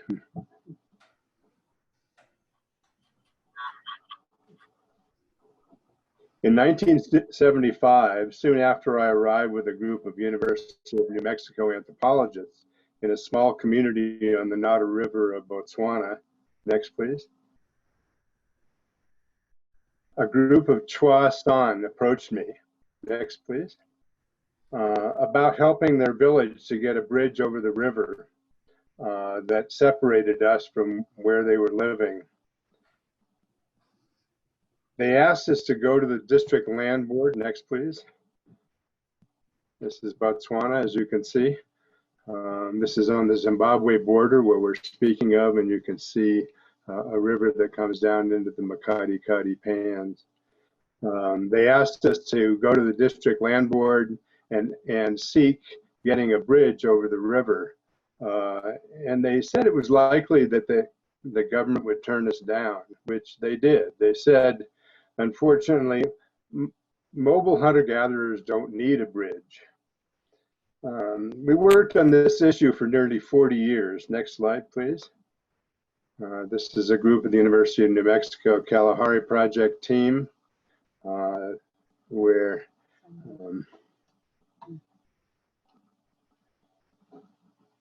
you can see a group of about five graduate students and 2 professors, Pat Vapor and Henry Harpending, and some of our colleagues. Next, please. This has gone on for about now 40 years, and most of the time we've spent working on legal issues relating to Indigenous rights. Next, please. Some of the people have been very much affected by climate change and also by some of the transformations that have gone on in a fairly capitalist-oriented country where large-scale cattle owners have been given the land of Indigenous people, and we've fought this out at the local, the national, and the international level, and in some cases achieving some success. This incident that occurred back in 1975, next please, convinced me that working with living people instead of the stone tools I had gone to study was a worthwhile endeavor. Next, please. Major themes in Paul Ray's work, including wisdom, harmony, and peace, can be seen in the San of the Kalahari, who are known for being peaceful, the harmless people, as Elizabeth Marshall Thomas has described them, and for seeking harmony in all of their social relations among both themselves and with other people. Next, please. Their wisdom, their extensive Indigenous knowledge, and their commitment to treating all people with respect, dignity, and kindness have served as a model to me, and they mirror the lifelong work and commitment of Paul Ray to global peace. I value more than I can say the opportunity afforded me to work for much of my life with a set of peoples who remain committed to cultural integrity, resilience, peace, harmony, and the well-being of others. Thanks very much. And thank you to all of the awardees as well in this very prestigious set of activities. I really appreciate it. Okay, thank you so much. Our last Lifetime Achievement Award recognizes Christine Glidden. Originally from New Jersey and formerly a licensed counselor, Glidden is the vice chair of the Board of Trustees for the University of New Mexico Hospital. In addition to serving the University of New Mexico Hospital, Glidden is currently also the chair of the advisory board for Albuquerque's Biopark and an honorary commander in a community integration effort with Kirtland Air Force Base. Yet, while Glidden has been involved in many public service projects in New Mexico over the years, Her passion project, Women to Be, WTB for short, is the motivation for this recognition. Only 6 years ago, Glidden founded WTB as an international nonprofit organization focused on 3 principles. 1, that all girls deserve dignity and an opportunity to succeed in life. 2, that girls are the greatest untapped resource known to humankind and have the potential to elevate the quality of life for everyone on the planet. And 3, that menstrual health is not a women's problem. It is a human rights issue. Under Glidden's leadership, WTB has distributed more than 3,700 kits of underwear, washable sanitary pads, and reproductive health classes to girls in Nepal, Zambia, and Mexico. Closer to home, Glidden's WTB programs also support girls in New Mexico. Senators Udall and Heinrich, Governor Lujan Grisham, and Mayor Tim Keller have all written in support of WTB's efforts to reach girls and women in New Mexico who are survivors of domestic violence, those experiencing homelessness, those previously incarcerated, asylum seekers, and high school students. Along with these projects, most recently, Glidden has pivoted some WTB resources to a new COVID-19 Native American project.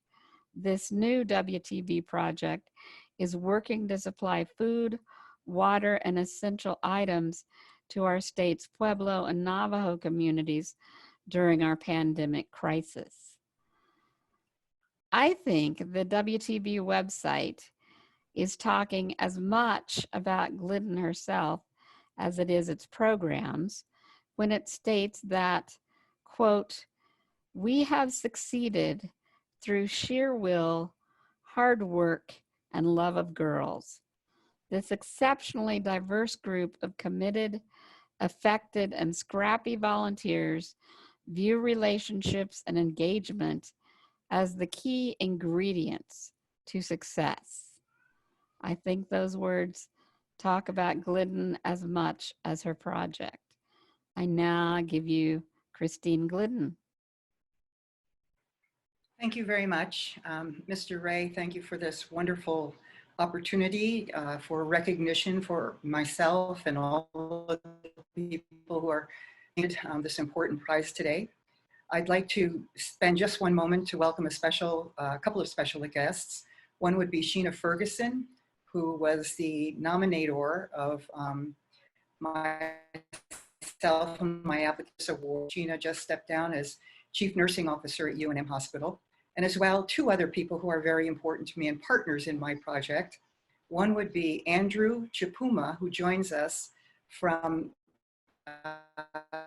Kasambia, Zambia, today via Zoom, who I've worked with now for several years with the Women to Be project. And the other person I'd like to recognize as a participant in this call today is Ranjiv Shasta, who calls in now from Dhulikhel, Nepal, keeping in mind that his clock is 12 hours in advance, so he's joining us in the middle of the night. Thank you very much, Ranjiv, for this sacrifice. As you have heard, Women to Be was established in 2015. We are all volunteers. We produce these things called kits. They are washable products, washable menstrual supplies, can be reused. They last 3 years. There's nothing to throw away. These kits keep girls in school. They delay marriage. They delay early pregnancy. Girls over there who don't have what they need to quit school become marriage material, even at age 12 and 13, and then have babies pretty much successively each year. And besides the 3,700 kits that Ms. Morrison had mentioned, We've also produced 5,000 in Nepal just over the past even, I don't know, 8-10 months with Mr. Shrestha and I. And so if you do the math, that's nearly 9,000 kits that went throughout the world, 1,000 of which also went to Zambia with Mr. Chipuma. And so doing the math then, 9,000 times 3, that's 27,000 years of health, opportunity, freedom, and dignity for those girls who are the greatest untapped resource known to humankind. And Sarah, if I could ask you to begin my slideshow, please.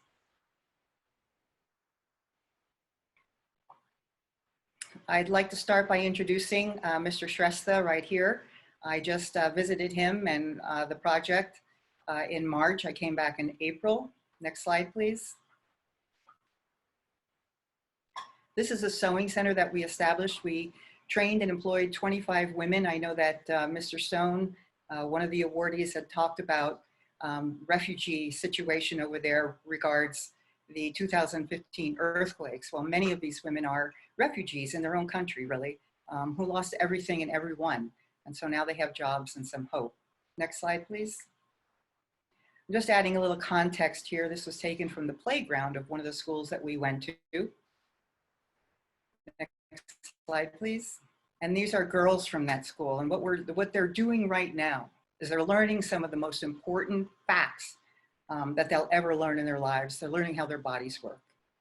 We're preparing them for marriage, childbirth, even parenthood, and as well self-respect, self-confidence, standing up for peace, not only for themselves, but for their villages. Next slide, please. Here is that same school. You see the girls are holding their kits, knowing that their lives are about to change. Next slide, please. We move to another continent here. This is my group and I with the Paramount King of the Bible. Andrew Chipuma is an emissary to that king. It's a tribal group of 6 million members. And this is the Chirimakula Kanyanta Manga II, a visionary for his people. And I know you hear a lot about Africa and what's happening over there. I can only tell you that this man lives his word. He stands for his people. He's just very fun and he's funny. So what more could there be? Next slide, please. Here you'll see me in a field of a coffee plantation, giving hand to hand one kid to workers on this plantation, and also a member of the Bemba tribe. Next slide, please. And then look at these faces. Look at those faces. Girls outside of school, they just received their kits, and this is that we imparted to them. And then again, switching continents again, if you will, please, next slide. This is the work that we're doing here in New Mexico. You can see that we're distributing 200, actually more, probably more like 300 boxes now. We've accumulated quite a bit to Navajo people. We choose to serve, as we do in Zambia and as we do in Nepal, the most vulnerable, the most at risk, and the most. Next slide departs New Mexico and goes to Chicago, Illinois. And this is my granddaughter, Hadley. And I'm going to talk about her in just a minute. Maybe you could bring the focus back to myself, if you wouldn't mind, please. So I've told you what we do, but I want to also tell you how this project has changed me. I believe that we were born to seek engagement. We are born to seek engagement with people, with beauty, with nature, with gratitude, with self. And I was thinking about what I wanted to say. Of course, you can imagine how much of my attention is focused on her right now. And by the way, she's perfect. And I know Myra on this call too knows exactly what I'm talking about. But Hadley, right now, 2 weeks old, has no like sensory boundaries. When she looks at the family dog or the movement of the ceiling fan or the wall, she doesn't know where she ends and those things begin. And so she is less in that way. And, you know, naturally over time, she'll learn where her fingers end and where her voice comes from. And then eventually over time, she'll leave. She's a guest in the house of my son-in-law, and then she'll leave and she'll become an entity upon herself as she individuates. But what's strange is what I've learned from this project is now, because of this project, I myself wanting to do the opposite. I want to lower the boundaries. I want to be part of everything that goes on. I want to lose myself in nature and art. I want to throw myself into chaos and certainty. I live for adventure now, and it's such a blend. It's a seamless thing. It's not even a seamless thing. Actually, it's a more a thing of contiguous connection. And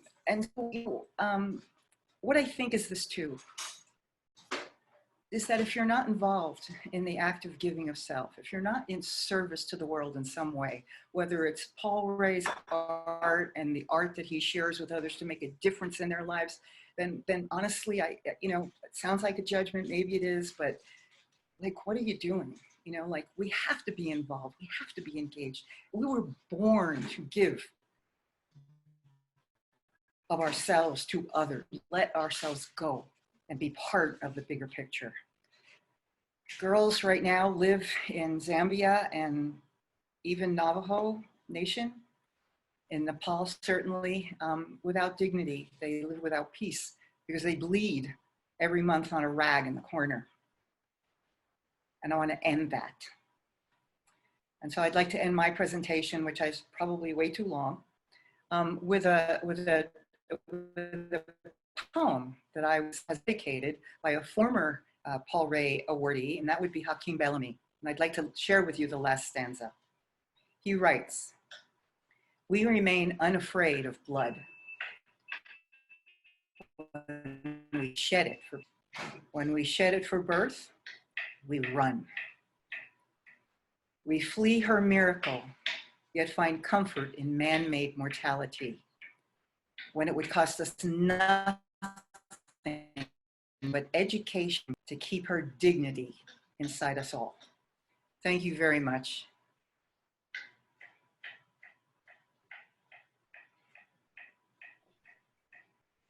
Thank you so much, Christine. That was incredible, very inspirational work you're doing. I'm so humbled by all of the awardees today. Thank you all for your incredible work. It's just wonderful to have you all here together, and particularly welcome to your guests, Christine, from around the world, and all those watching from different places in this world. It is now my distinct pleasure to introduce our final awardee today. She is the winner of the Paul Bartlett Ray Peace Prize, which is our seminal award. Sarah Bird has published 10 novels and 2 nonfiction books. Her works beautifully weave the themes of the Paul Ray Peace Prize, as they are powerfully guided by a yearning for peace and understanding. She uses her novels to remind the reader to be aware of what our country is doing to promote peace, or just the opposite. Her works feature characters striving for peace in a world filled with turmoil. Sarah describes herself as being from a nomadic military family. She lived in Albuquerque from her elementary school years, attending Highland High School and then undergrad at the University of New Mexico. A young Sarah Bird marched against the war in Vietnam and founded an organization called Damsels in Descent from her apartment on Buena Vista Avenue. That organization was dedicated to counseling young men on ways to avoid being inducted into an unjust war. During that time, her family had been stationed at Kirtland, but was transferred to what she describes as post-occupation Japan, Vietnam-era Okinawa.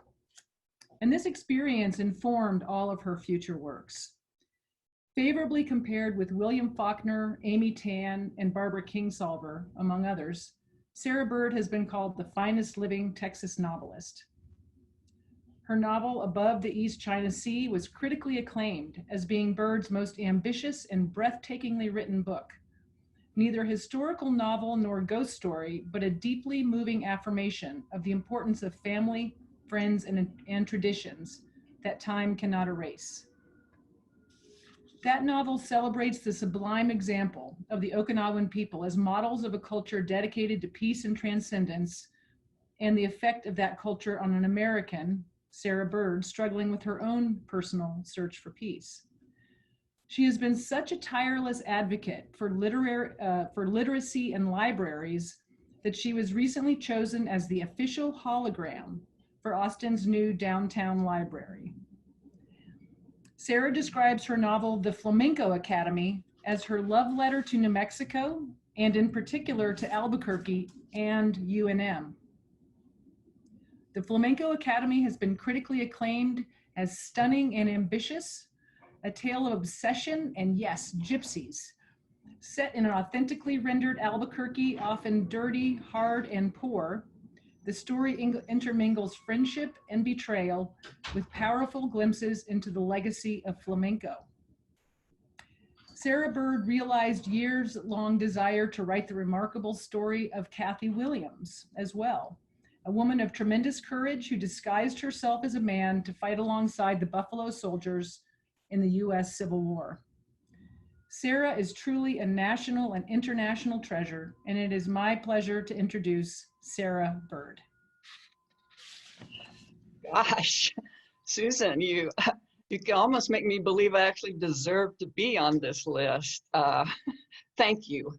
Thank you, Paul Ray. I mean, truly, I am ferociously intimidated by being among all these transcendent activists. I'm in awe of everyone who has spoken. And they're doing such magnificent, such consequential work to alleviate the suffering of Indigenous people, to help girls succeed and grow, to provide access to safe drinking water, to develop strategies for coping with global warming, to strengthen people through song, and so much more.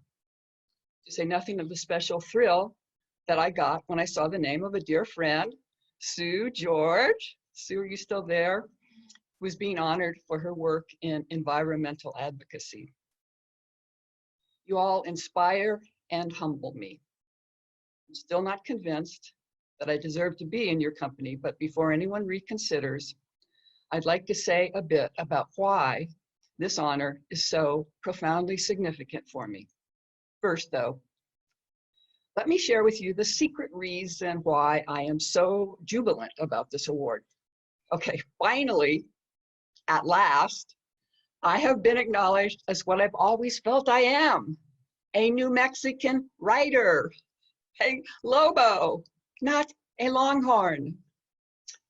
It's wonderful that Texas has claimed me, but every time I'm referred to as a Texas writer, I want to set the record straight by pointing out that as a military kid who grew up in a large Catholic Air Force family that lived on bases around the world, I arrived in the Lone Star State already pretty fully formed. I mean, Texas, as far as forming an identity goes, don't even try to compete with the US military, much less the Catholic Church, or for that matter, my beloved New Mexico. I will be forever grateful that I came of age in Albuquerque. I particularly treasure my years at UNM, where I had two indelible experiences: being part of the anti-war movement and meeting the immortal Tony Hillerman, who set my course as a writer by pointing me in the direction of authors whose life's work was capturing and conveying cultures outside of the mainstream. And well, okay, there might have been a third, let's say, formative experience. And it might have been the sweet rolls at the Frontier restaurant. Oh well. On to the true significance of this award. A writer works all her life to be understood, but we're never truly sure we have connected. Mostly what we have to gauge whether our work has achieved what we intended are the distorted reflections we get from the funhouse mirror of book reviews. I've had a few transcendent moments, however, when I felt I was close to the mark.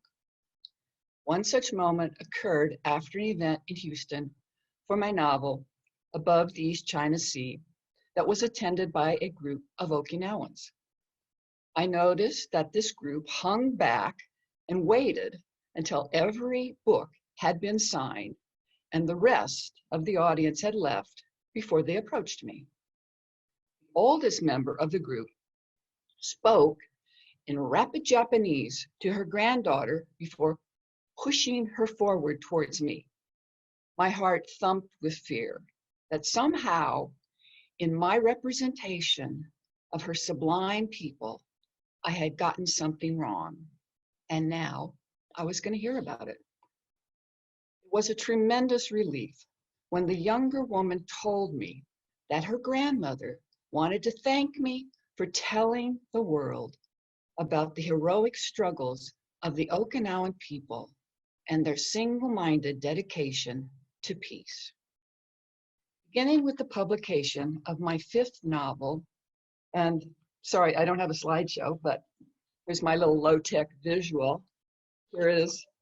I'd like to point something out, which you won't be able to see, but a member of the audience is in this picture, my brother Tom. My mom was pregnant when this picture was taken. That's you, Tom. And when this was blown up, I noticed when it was made into a poster that she's smoking. Back in the way we used to do, smoked our way through the pregnancies. Anyway, so that's my visual of Yokota Officers Club. But once I published that novel, I've had many moments of the ones I've mentioned with members of my own culture, the nomadic tribe of military kids. As one gentleman in San Diego told me, I bought copies of your book for my wife, my kids, and both my ex-wives, so they'll understand why I'm so effed up, except that he didn't say effed. I was moved beyond words by an experience I had when I spoke at the Dallas Museum of Art about my most recent novel, Daughter of a Queen, which, as Susan pointed out, is based on the true story of Kathy Williams, the only woman to serve with the legendary Buffalo Soldiers. Following my presentation, I was approached by 5 Buffalo Soldier reenactors. Again, I feared I would be called out for failure of representation. Instead, Rosalie Reeves, who has portrayed Williams for hundreds of school groups, stepped forward and told me, I've been keeping Kathy alive in my community for years and years, and I just want to thank you for telling her story to an audience that I could never reach. Another moment that was especially meaningful to me was when the Women's Veterans Association presented me with a medallion for highlighting the service of this unsung heroine. This recognition resonated deeply with me, as my mother, who had served as an Army nurse in North Africa, Italy, and France during World War II, was one of those unsung heroines. I love hearing from readers who, after reading one of my books, writes or tells me in person, I didn't know. I didn't know that there were Black cowboys. I didn't know that flamenco is a meticulously structured art form that it is actually possible to study at the University of New Mexico. I didn't know that the US military still occupies 1/5 of the tiny island of Okinawa. I didn't know that Texas was a slave state. These are deeply satisfying moments. To them, I can now add this award, which articulates what I have been groping towards my entire career: cultural advocacy. In my loftiest dreams, I share Paul Ray's vision of artists finding connections between cultures as a key to peace and diplomacy. It is deeply heartening to me at this most tremulous of times in our country, in our world, to celebrate with you the monumental accomplishments of all the inspiring forces for good whom we have honored today. And finally, in the hope that they will help us all to find the peace symbolized by this award, I would like to leave you with these words from Paul Ray.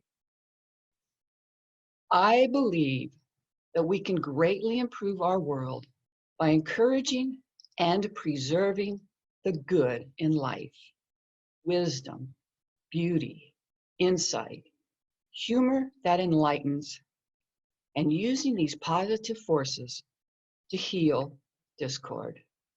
Thank you all so much. Lobos forever. Whoop, whoop.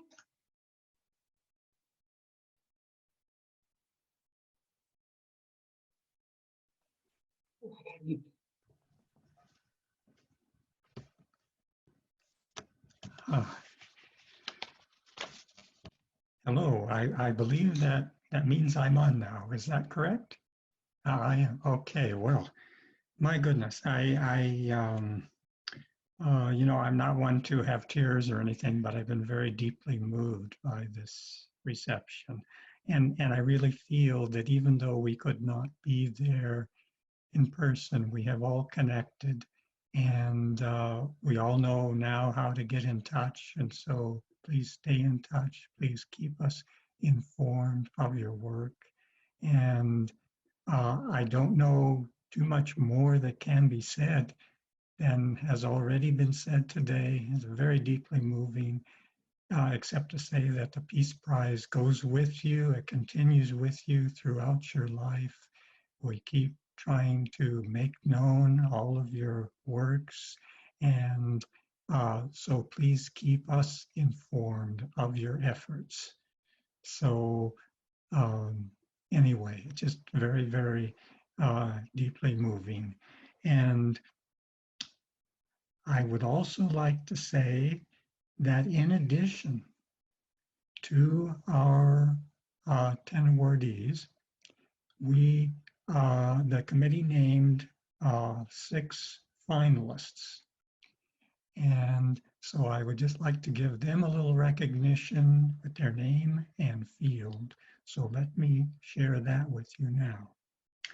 Our 2020 finalists are Sandra Wasco Flood, artist and educator; Ken Carpenter, professor, writer, social and environmental activist; Jack Cunningham, photographer, writer, and labor dispute mediator; Alan McMullen, artist, writer, and green home designer; Joy Elaine, artist, writer, and peace advocate; and last but not least, Megan Aragon, social worker and substance abuse counselor and program developer. So anyway, the whole collection of awardees and finalists, you can imagine what it was like for the committee. This was a very, very beautiful challenge. and we learned so much about all the individuals and about life. And doing this in the midst of our present circumstances in the world, it was all just so very, very deeply moving. And as I say, this is being recorded. And so quite a few people were able to participate. But through that recording, I think we'll be able to put it on YouTube. Please share it with others. It, you know, greatly expand the audience for this. So we do have this recording, something we don't have from our in-person receptions. So that's kind of a plus. So anyway, thank you. Thank you. And I would also, again, like to give thanks to our committee, to Susan, Leslie, Lynn, David, and our past members, Fred Scheer and Mark Bryce. So thank you all for your very dedicated work on this, and all just very, very deeply moving to me. I would also like to thank the UNM Foundation for its administration of this. And let me first start with Sarah. You've all met Sarah Fair, and Jill, Charlotte, Annette, Wendy, Mario, Jared, and many, many others that you may not be aware of, but so many have put a great deal of effort into this, and it has been particularly challenging during these times to accomplish. It's been quite a journey. We could write a book about doing this this particular round of the Peace Prize. In fact, we should do a book on the whole Peace Prize. So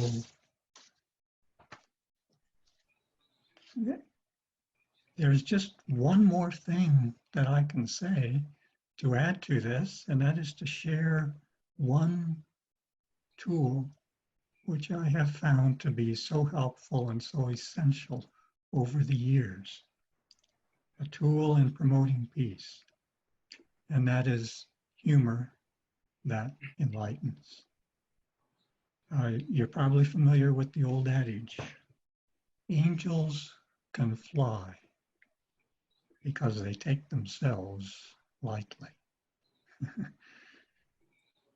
My personal experiences with humor has been that in the early 20s, I had a nearly fatal illness, and one of the biggest helps in recovering from that was developing a sense of humor, what I called a pun therapy. And I would write puns and aphorisms and commentaries about everything in life, and it has become very much a part of my life. So much so that in the past almost 5 decades, I've written about 55,000 entries in about 55 handwritten volumes. And in the last 3 years, I've been compiling those into a book I called The Ray, as in my name, The Ray Cycle Dictionary. Aphorisms, puns, micro-essays, and art to promote peace. Let me just share a few items with you, beginning with the book dedication. It reads, "To human understanding, going from here, H-E-A-R, to there, T-H-E-I-R, going from here to there." Let's look at just a few entries in the book. Peace workers. These transform harm into harmony. Castle Quartet.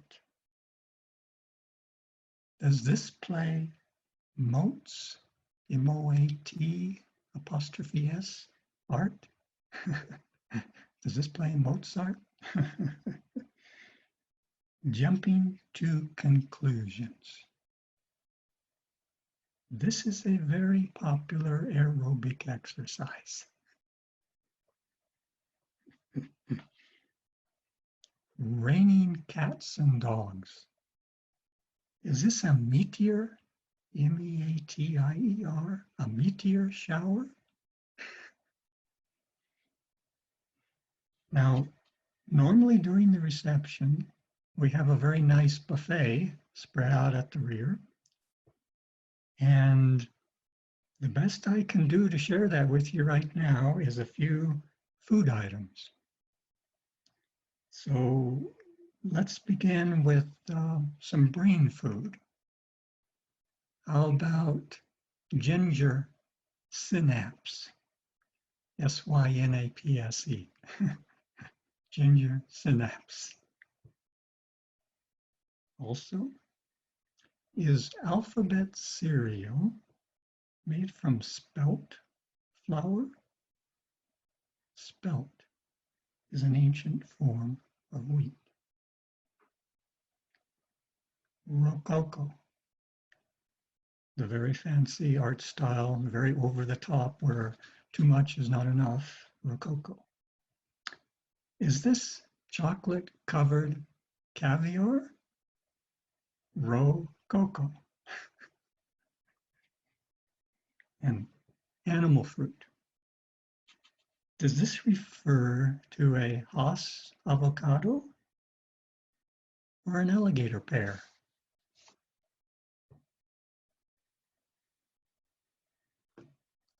Is intuition a free hunch? Sublime insight. This is something to write tome about. A stiff editor. Have you ever known a stiff editor? Stiff editor, one with authoritis. And typewriting marmot. Is this an elite pica? Okay. Awareness. The art of learning how to milk the now.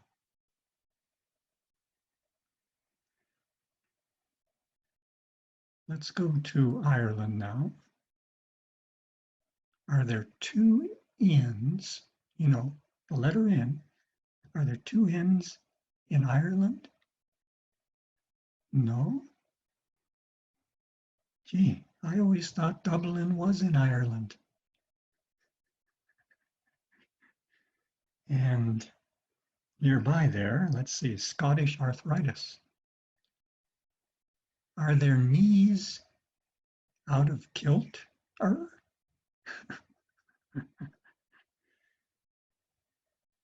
Is a cow town a community or a municipality?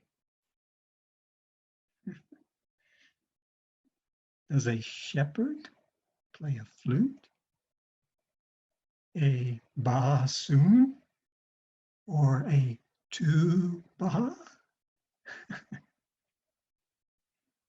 And one, let's see, preparation is very appropriate for what we have been doing in bringing this reception about. Preparation. The Grand Prix, P-R-E. Also, whenever I go up in the attic in summer, I always get the hiccups. Do you know why? Because it's hot as heck up there. And cheerfulness. Going the second smile.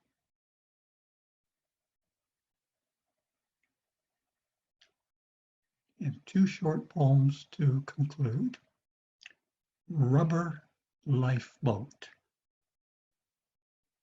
A soft ship for a hard ship. And finally, let me conclude with this poem, I think particularly appropriate now. It's called Challenging Times. Let us make it through in one, W-O-N, peace, P-E-A-C-E. Let us make it through in one piece. So, thank you all very, very much. Thank you. Thank you.